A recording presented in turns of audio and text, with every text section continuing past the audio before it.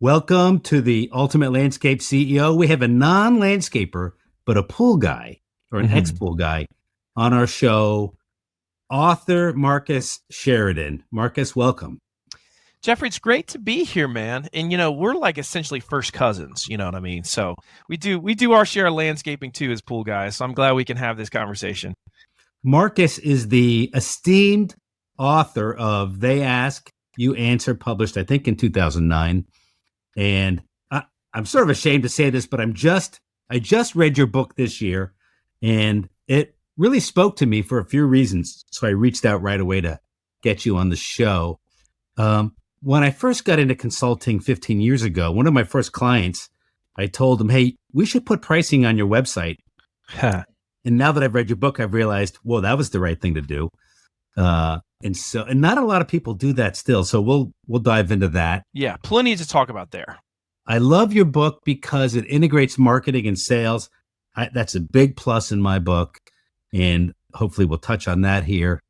I also love your concept because with AI, my prediction is that pay-per-click will get a little bit less important and organic SEO is more important. And your book speaks to that. So I love that. I love it for that reason. And I know you have a new book coming out, which probably talks about that. And lastly, I like what you have to say because it helps pre-qualify the prospect, which is so important in efficient, clean, and effective sales. So Marcus, now that I've introduced you, what did I miss? Introduce yourself and maybe, just a couple minute pool backstory before we dive into the book. Yeah, sure, everybody. So I started a swimming pool company out of college in 2001 with a couple buddies called River Pools in Virginia. And, we were struggling to grow it. And then we had the crash of 2008, 2009. And it looked like we were going to lose a business, looked like we were going to file bankruptcy. And the beauty of pain and suffering, though, in business especially, is it forces us to think outside the proverbial box. And that was when I really started to study about today's buyer and the internet and things like content marketing and inbound marketing. And essentially what I took from what I was learning, Jeffrey, was, Marcus, if you just obsess over your customers' questions, worries, fears, issues, concerns, and you're willing to address those online, especially on your website, on YouTube, etc., you might save your business. So I said to my business partners, look, we're going to become the WebMD, the Wikipedia of fiberglass swimming pools. That's what we're going to do. Every question we're going to address on our site. We're going to hold nothing back. We're going to be more radically transparent than anybody in the world. And to make a long story short, I brainstormed all the questions we had received, and we answered them on our site. We answered them on YouTube, and we became the most trafficked swimming pool website in the world upon doing this. And it was so successful that I started writing about it. And as soon as I started writing about this thing that I'd done with my pool company, folks started saying, hey, can you share about that at our conference, at our event? And then, of course, I started having folks say, can you teach us how to do this? Which led to essentially an agency that teaches folks now how to do the framework, which has been called They Ask, You Answer. The book came out in 2017. It came back out again, a second edition in 2020. And then the third edition, which is now called Endless Customers, comes out in April 2024. So it's been a crazy ride, and the world is changing fast. Buyers are changing even faster. And so that's why I'm glad we're having this conversation, Jeffrey, because it really, really affects certainly home improvement. I mean, big time. So it's going to be a great conversation. Yeah, I love it. We could probably use 2 hours, or you can go read the book, listen to the book. Where should we kick off in our short amount of time here? Well, I think what we have to understand is this. Your buyers, if you're listening to this right now, they're more impatient and they're more informed than they've ever been. And they expect to be fed. They want to feel like they can get the information they want. And if they can't, they're going to go elsewhere. Furthermore, a study recently came out from Gartner that said 75% of all buyers would prefer to have a seller-free sales experience. Now, what does that mean? Wait, hold on. A seller-free sales experience. All right, keep going. 75% of all buyers say they would prefer to have a seller-free sales experience. So let's break this down. This doesn't mean that people hate salespeople. It just means that we do not want to talk to a salesperson until we feel like we are good and ready, until we feel like we're not going to make a mistake, we're not going to make any errors. This is just the fundamental key to it all. So that means we're ushering in this new world also of what's really called self-service, what I call self-service in the book, which is where traditionally conversations that would have happened with a salesperson or designer now could happen with some type of interactive tool on your website, right? And so like that is where we're headed, and we can talk about that. And so one other thing about this, I'm meeting with a lot of companies right now. Jeffrey, a lot of them are saying it's harder to get leads right now, and the stuff we were doing before isn't working the same as it's always worked. AI came out aggressively in November of 2022. That changed the world. A lot of folks are sleeping on this right now. A lot of folks don't realize it, but it's changing the world. It's already changed your business. It's certainly already changed your buyer.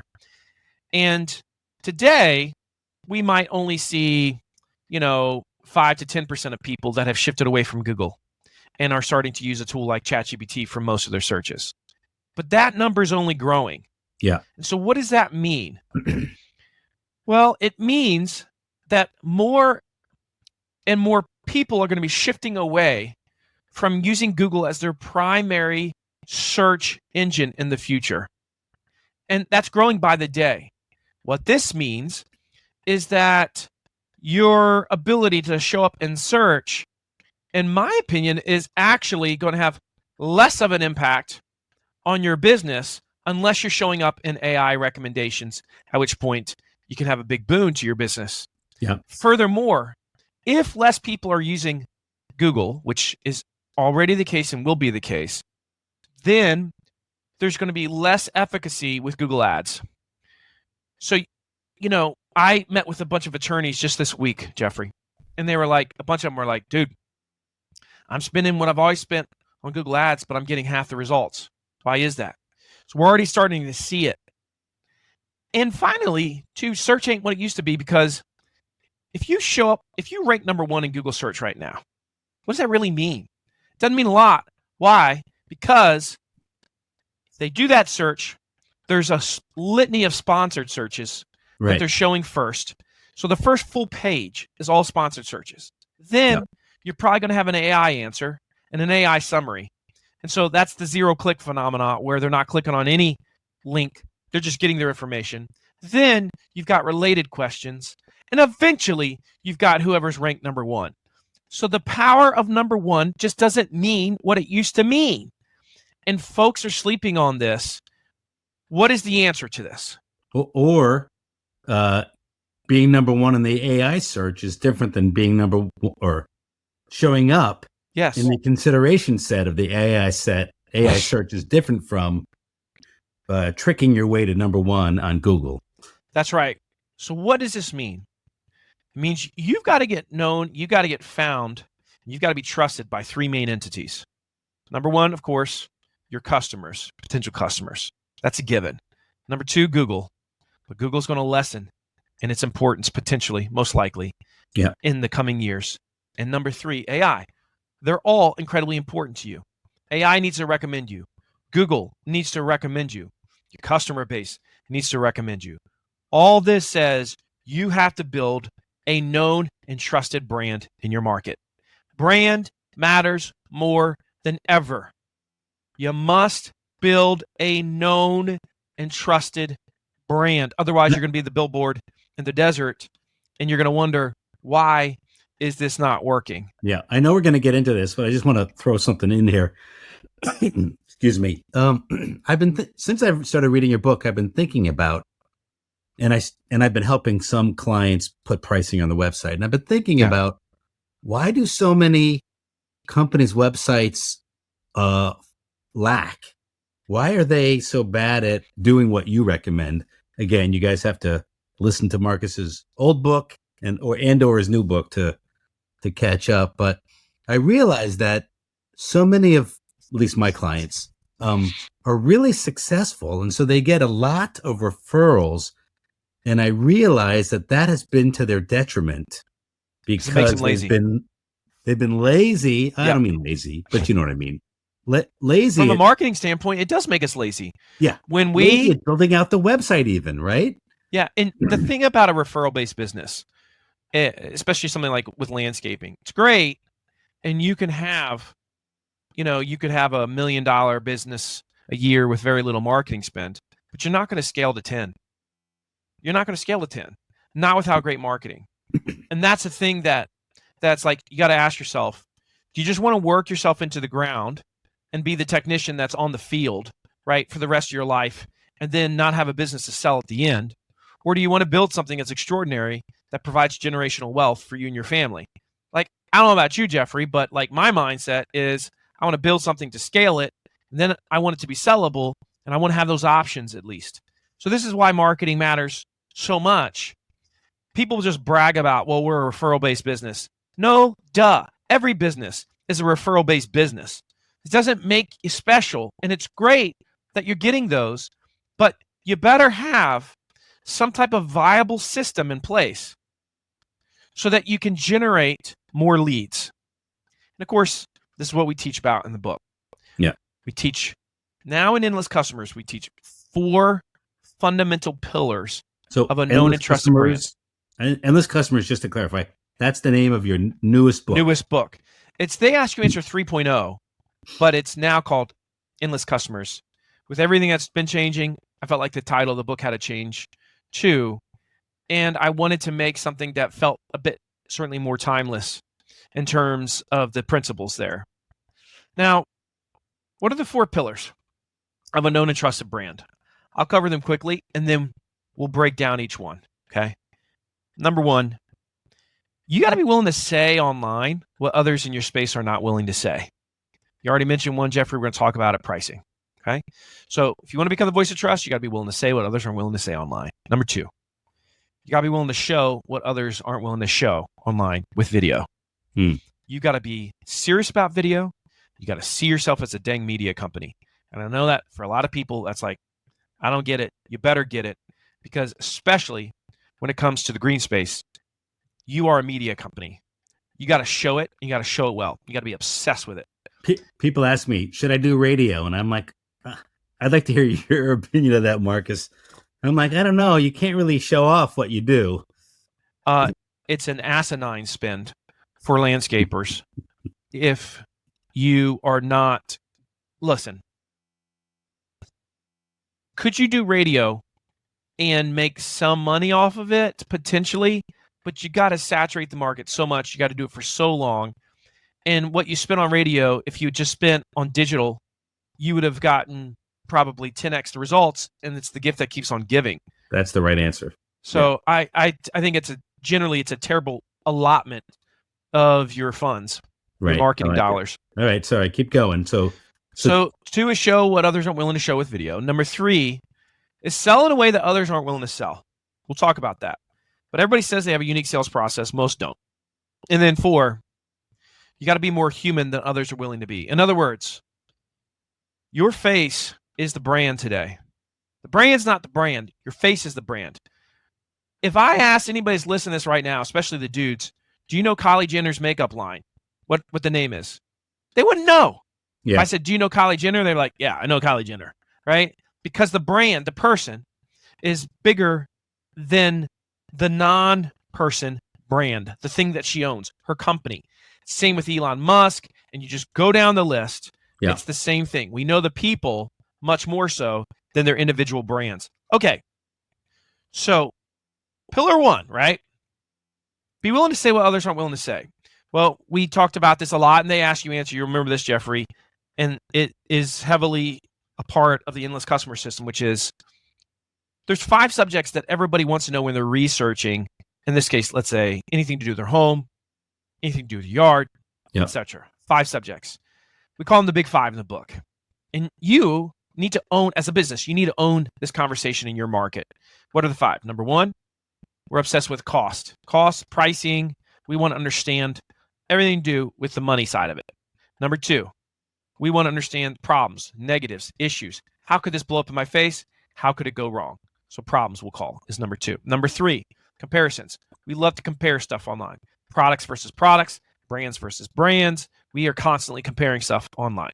Number 4, reviews. The thing about reviews is we don't just want the positive reviews. We want to see the good, the bad, and the ugly reviews. Yeah. Because otherwise we don't know if we can believe it. I never go to the 5-star. I always go to the That's right. 4 and then the 3. I might ignore the 1 or 2. That's right. But I Because want to know why that's the someone most gives realistic. them a 3. Good point. And then finally, 5th of the big 5 is best. Best, most, top, best landscapers, Lexington, Kentucky, right? Classic search, people searching it all the time. So those are the big 5. This is what the market is researching. And you as a business need to own this conversation. You need to own it with text. You need to own it with video. And it starts with cost and price. Now, if it's okay with you, Jeffrey, can we talk about this cost thing for a minute? Because this is the thing that still so many businesses are pushing back against. And it's just nonsensical in 2025. It doesn't make any sense at this point. So I know of 2 well-known companies in my space. One has pricing, and they have price ranges, small, medium, large, for the different products. Yep. And so if you go on the person's website, you get educated on costs, but the contractor never gets boxed in because it's still right. pretty That's generic. Smart. That's a good way to do it. That's one way. Then there's another way, which is you go onto the website and you build your own estimate. So it's a lot more specific. So let's talk about that. Let's talk about both of those, okay? Yeah. Because they're both talked extensively about in the book. There's different levels of pricing, 5 levels of discussing pricing. I'm going to give you all 5 right now. The first one is not level 1. I call it level 0. The reason why it's level 0 is because you have let's say a get a quote or a pricing tab on your website, and then all it does, it takes them to a form that they have to fill out. They get annoyed, they get aggravated, they get nothing. Okay, that's level 1. That sucks. All right, if you're doing that, get with the program. Level 2, that was the level 0. Level 1. Level 1 is when you have a pricing page on your website. Now, what does this pricing page do? It does essentially what you just described, Jeffrey. It doesn't give an exact price. Let's say that first. But what it does, it helps people understand 5 major questions. Number 1, what drives cost up for that product or service? What are the factors that drive it up? Number 2, what are the factors that drive it down? Number 3, why are some companies so expensive? Number 4, why are some companies cheaper than others? Right? Perfect case in point. Some companies are insured. Some companies are working on the back of the truck, not insured. There's going to be a difference in pricing, for example, right? And then finally, the 5th component of a great pricing page is helping the customer understand roughly where do the majority of your jobs fall with a range. Now, that's level 1. That's actually more than what most companies will do. That's great. And this is where you define value. I would argue, especially in anything to do with home improvement, it's not enough, but it's good. All right, let's go to level 2 now. Level 2 is when you do what I just explained, but you do it via video. And you show it's like how much, and there's lots of different, underneath the umbrella of landscaping, there's all these different components of landscaping, of course. There's all these sub-services. Can I just say, we have now confirmed where that radio ad spend is going is this level 2 here. That's right. And level 2 is amazing. Level 2 works so well because now you're really teaching them and showing them how to understand value. Most people don't understand the difference between a regular paver and a travertine, like patio. There's a big difference between the two. And so when you can show it and help them understand the differences versus, brush concrete versus stand concrete versus, pavers versus stone, all of a sudden it's like, okay, there's a whole different world here when it comes to patio and what they cost and what they look like. And so this is the type of thing that you really want to show. Within the green space, there's such a variation in the quality of the work. And so this is where you help people understand value proposition. Where it's one of those things where even on this type of video, you should say, now listen, you're going to probably find that we're 10% higher than most, but here's the reason why. We do this, this, this, and this. And pretty much no one in the market does this. And then all of a sudden everybody's like, oh, that makes total sense. You should be 20% more than everybody else. I want that. So that's level 2. So level 0, you have some pricing indicator, but it tricks them and it's a form. Pisses people off. Level 1, great page on your website that really teaches people how to do it. By the way, in the book, I've got a chapter on the perfect pricing page that shows every element beyond those 5, because there's more than just those 5. Number 3, we have a pricing video. It's not short, it's longer for each major service that you offer. Okay. Right. So it's probably gonna be 10 minutes long or something like that. All right. So that's level 2. Level 3 is a pricing estimator. Now, this is going to become table stakes for everyone in home improvement within the next 5 years. Mark my words. What is a pricing estimator? It is It'll a tool. become table stakes because AI will simplify it. Is that correct? Well, yes. In fact, I'm going to talk about that. So you, at this point, for every major service you offer, you want a tool on your site that allows someone, through interactive questions, to say essentially what they're looking for, and then they can get an estimate. Now, why is this important? Because, number one, homeowners freaking love it. Because the first question anybody has when they're looking to do a project with their home, first question is roughly, what is this going to cost? Am I even in the game? And so pricing is brought up at the beginning of the buyer's journey and at the end of the buyer's journey. The end of the buyer's journey is when they're met with the designer and they get a proposal. So it's the beginning and it's the end. Too many designers don't mention anything about price until the very, very end, at which point they have no concept of how many people they've lost during that journey because they weren't willing to help them get a sense for roughly what is this going to cost. And so a pricing estimator allows someone to do this. Now, I started a software company last year called PriceGuide.ai. And this is a tool that allows anyone to build a pricing estimator that's incredibly effective in working on their website, that's interactive for their industry in less than 30 minutes. It uses AI. And so you could go to PriceGuide.ai right now. Go there and you say, I'm in landscaping. It will help you build any estimator tool that you want that you can have working on your website. Now, you might say, well, why would I want that? Here's the biggest reason for you as a contractor, because you're going to get a lift of 300% more leads. And I have the data on this, Jeffrey, because I've got so many. At this point, I started the company 6-7 months ago. I've got 200 plus users now. Okay. Can I just, before we get too far down that road, you just said something that really resonated, and it's kind of obvious, but not hearing you say it really stood out for me. The salesperson needs to know how many times the buyer has done this kind of work before. Do they really understand the costs? On the one hand, it will change their sales process, maybe completely. On the other hand, with these new approaches, we can get the uneducated up to speed and therefore make our sales process a little more consistent across those consistent, higher quality visits, no more shock and awe at the end. I've had folks within home improvement that told me, even if someone hasn't done the estimator, I have them do the estimator before I come out to their house, just so it's a better conversation when I get to the home. Yeah. What's interesting about this is what happens is when they do this, they are involved in the pricing process. They are giving their input. And because of this, and this is the hard part for a lot of people to understand, they become more invested in your company because they used your tool to get their estimate. So now the sunk costs have increased. And because they have increased their sunk costs in your business, they want to work with you more. But the big key is 300% more leads. So I've had so many folks tell me, Marcus, I just did a huge home improvement conference. A bunch of those people immediately put Price Guide on their website. The amount of messages I've already gotten. So I have a question for you.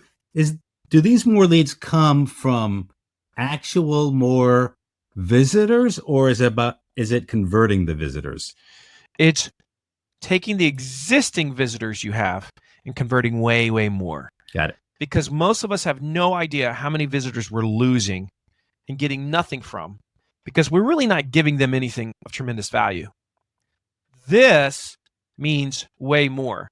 So if you're getting 2 leads a week from your website, if you put this on your homepage and you show it, and you have a call to action that says get instant estimate or get instant pricing, now suddenly you'll see you're getting at least 6 a week. I will guarantee it.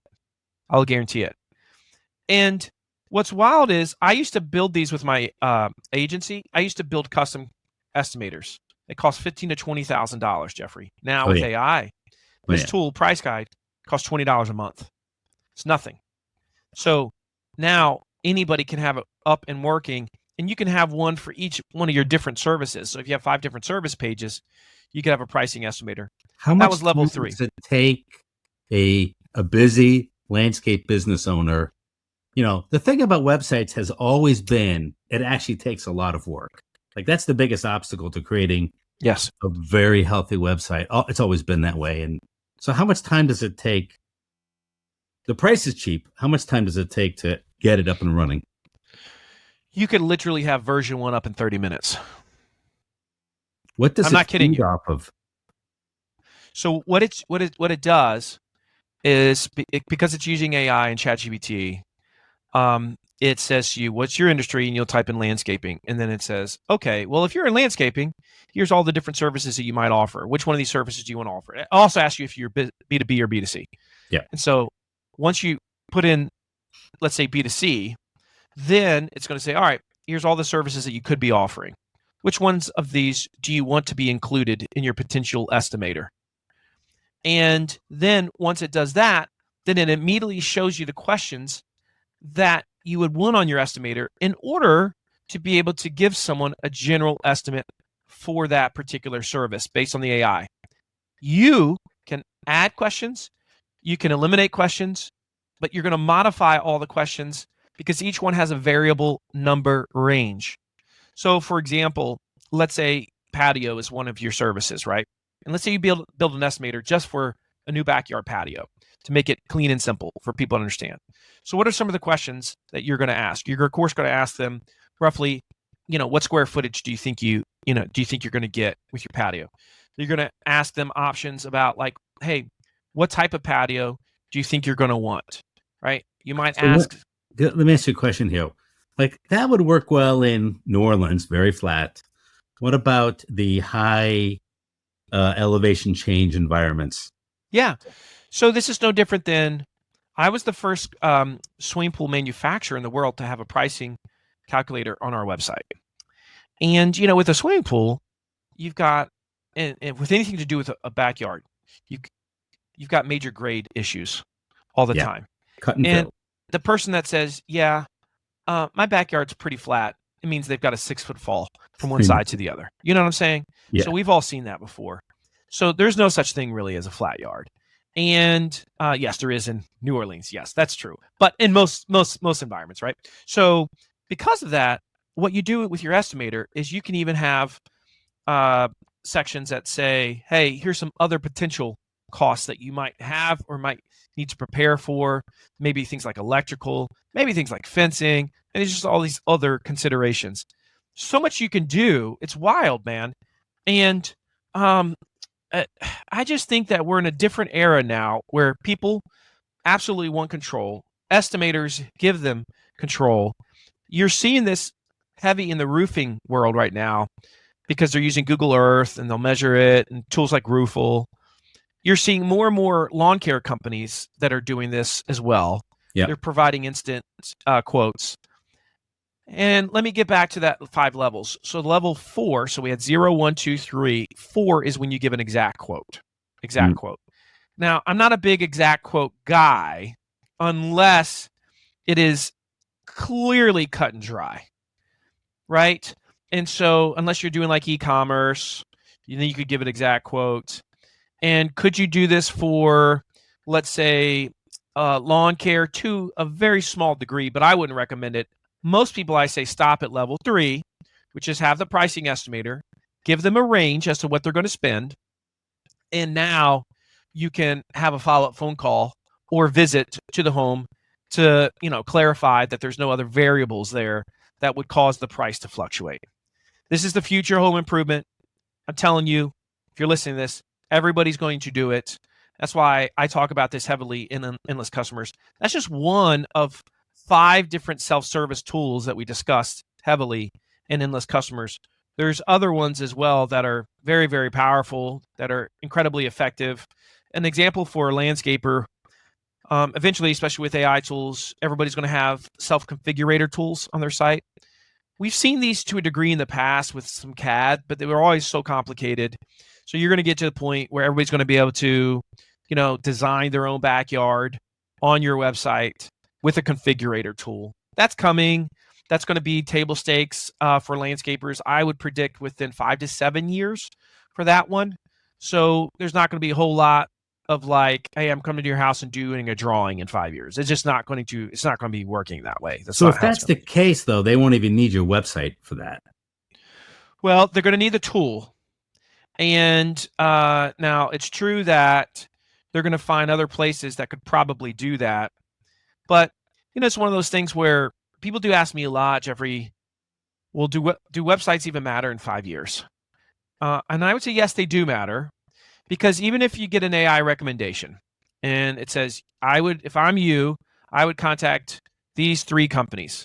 Well, I still think you're going to go verify further and you're going to want to vet them somehow. And the best way to vet a company, still, I suspect for the foreseeable future, is going to be on their website and, of course, just looking at online reviews. Yeah. You know what? Even if it doesn't matter 5 years from now, it certainly matters this year and next year, and you better get at it. Well, you make a great point there, Jeffrey. People say to me all the time, I get dumb stuff because I talk a lot about AI, right? And they're like, I think this is the Terminator. I'm like, okay, fine. Let's say it's the Terminator, and the Terminator is going to be here in 25 years. Well, I want my business to crush between now and then. Yeah. And then when it comes, well, so be it. But at least I was financially successful, profitable, and happy, making memories for 25 years between now and the end of the world. So, I mean, it's outside of your circle of influence. What's inside of your circle of influence? How much do you learn about AI right now? How much are you producing content right now? How serious are you about video right now? The thing is, everybody that's in the green space needs to understand that there's probably not a more important position on staff for you than a videographer. I mean, I'm serious. There's not a more important. They're hard to manage for let me think, why am I saying that? I don't have as much experience as you do, but from what I've seen, their videographers are like living their own world, and they may want to work for you and they may not want to work for you. Like, So your point is legitimate, Jeffrey. Sometimes they're way too artsy fartsy. A lot of them have only been taught how to create documentaries in university, and that is not what you need. What you need is someone that really understands great storytelling in a modern way. I generally go after people with journalistic backgrounds that are good with video. So let me jump right in with a question. Small company, can they hire a videographer who also does the social media side, or at least part of it, the integration of that Yes, content? and you should. And they should handle that. Yeah. Because at this point, to build a known and trusted brand, you've got to be on a multiplicity of platforms.